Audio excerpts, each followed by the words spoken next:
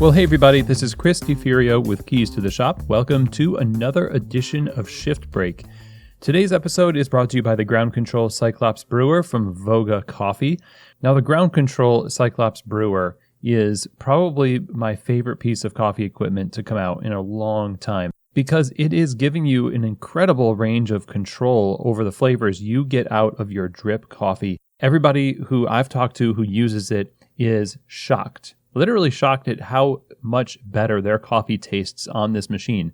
That is thanks to the SCA award-winning technology. This is a game changer. Not only does it allow you to brew amazing batch brew coffee, but also tea and batched iced lattes and batched cold brew. So if you're looking for a piece of equipment for your new shop or your next shop that will make your coffee shine, be a workhorse, add a lot of versatility to the mix, and it's really easy to use and beautiful too, then I definitely think you should be looking into getting a Ground Control Cyclops Brewer for your store. Go to their website, groundcontrol.coffee, to learn more about this amazing machine. Again, that website, groundcontrol.coffee.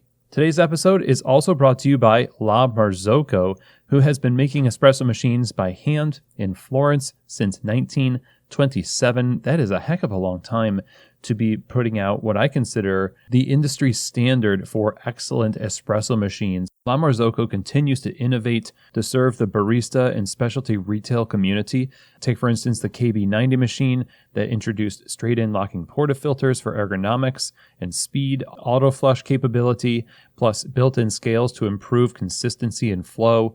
Just one example of many of how La Marzocco is always pushing the envelope in service of you. Now, La Marzocco USA is available to help coffee entrepreneurs like yourself get the best equipment for their shops. All you have to do is contact one of their sales directors by emailing info@lamarzocousa.com. And I would also encourage you to visit their website over at lamarzocousa.com.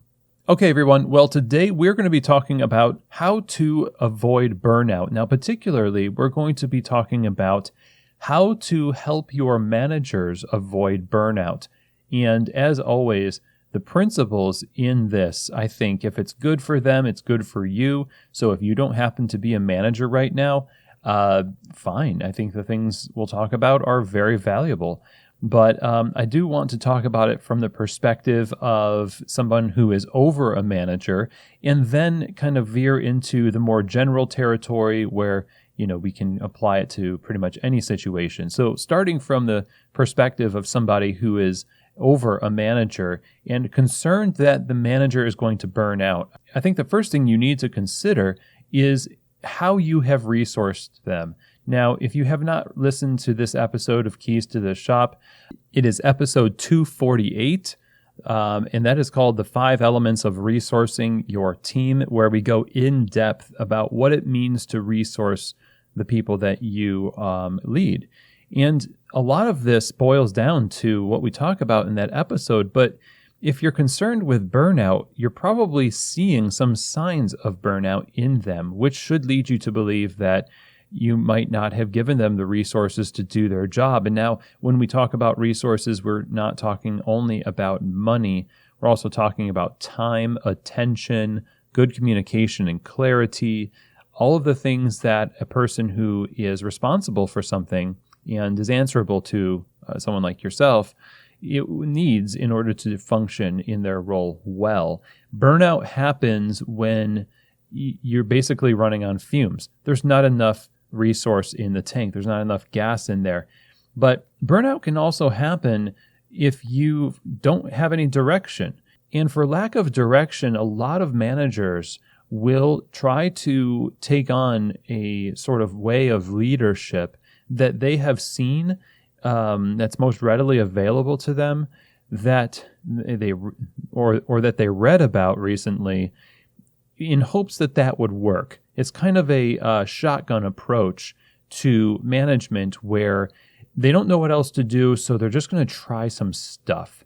And if we're honest, we do that a lot of times. We don't know exactly what to do, so we try something, it doesn't work, we try something else, and eventually we just kind of give up. So that is a factor in burnout as well, because we're just kind of tired of grabbing hold of something in desperation. We would like to grab a hold of something solid. We want to have some direction. So oftentimes burnout is due to a lack of direction, which is part of resourcing people. You are a resource.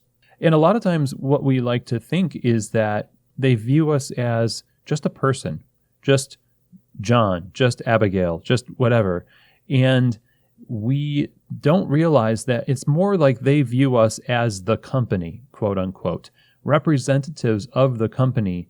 And we are, as I've said in past episodes, agents of clarity. We are there to provide clarity to them so that we avoid things like burnout, but also the things that lead up to burnout. And there's a lot of little things that build up over time that lead somebody to burnout.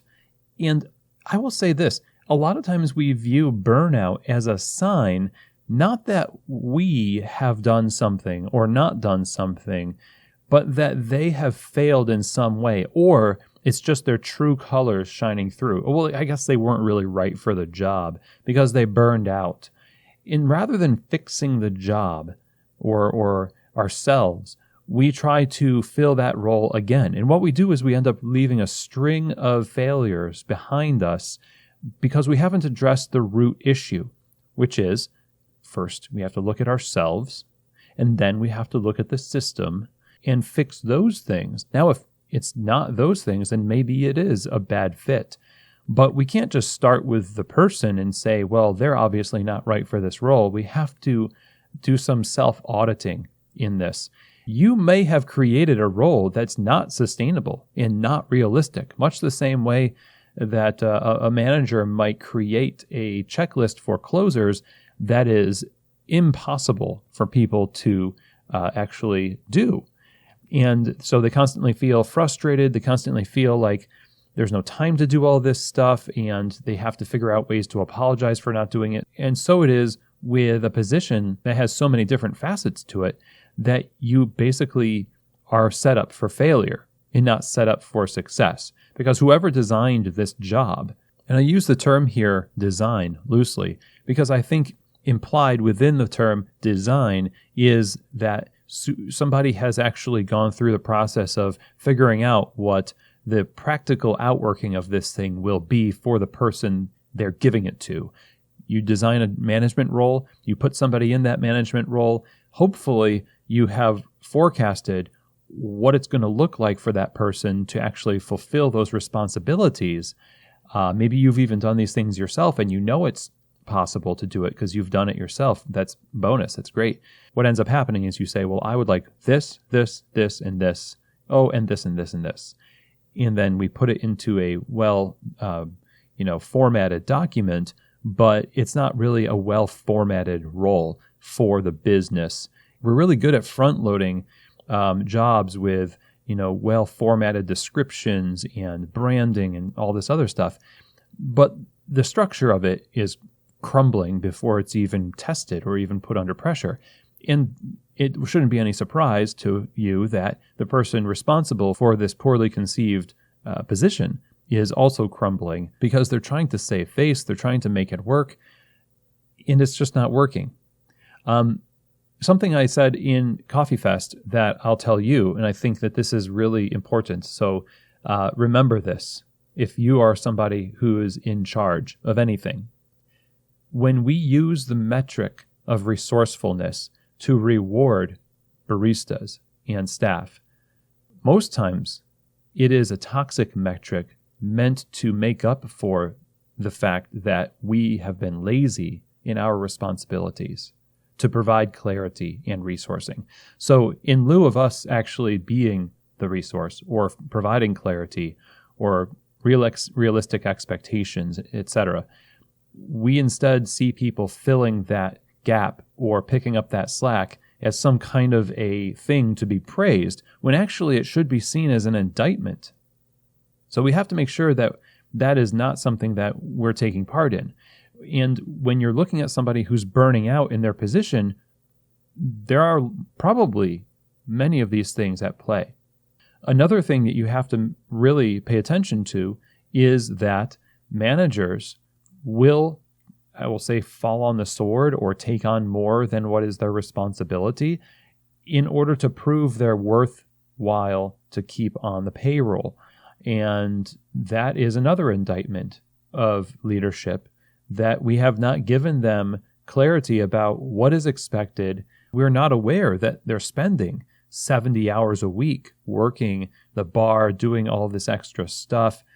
In order to avoid having people burn out, you need to not only be there to manage them in terms of the work that needs to be done, but you also need to prevent them from taking on too much themselves. So maybe the role is not designed in a poor way. Maybe it's completely possible to do these things, but the manager thinks that they have to do a bunch of extra stuff. Why do they think that? Who knows? But a lot of managers do, and you have to step in and say, we can't do that. You have to pace yourself. Here is what I want from you this week. And we have to offer them our approval and affirmation of the job that is being done. Or else what's going to happen is they're going to start looking for affirmation in extras, in peripheral jobs. And I've been that person to do that. So I know the psychology behind it. And I've talked to people, also clients of mine, whose managers are doing the same thing. It's just a natural thing that happens when there's not good management of your managers and their time, and they're not getting the proper kind of affirmation and clarity from you. So how to help managers avoid burnout? Start with the position. Is it realistic? Are they being given the resources? Please do listen to that episode 248 about resourcing your team. You have to be an agent of clarity to them, provide good communication, and be a hands-on leader that gives them your attention, your affirmation, and your direction in their work so that they don't veer off into other areas, take on too much themselves, and build up the frustration in it until it's too late and you see they're starting to burn out. Most of the time when you start to see the signs of burnout, you could almost be guaranteed that the things that led to burnout were happening under your nose months ago. And the goal here is to cut those things off at the pass. Make sure they don't start to accumulate, like preventative maintenance, basically, for management, for your people. And the effort that you put into doing that before it becomes a problem is well worth it compared to the effort that you're going to have to put in to try to pull somebody back from burnout that's already showing itself in your staff. And so thank you, everybody, for tuning in today. I hope you have a wonderful rest of your day. And as always, I will see you here next week on another edition of Shift Break. From keys to the shop.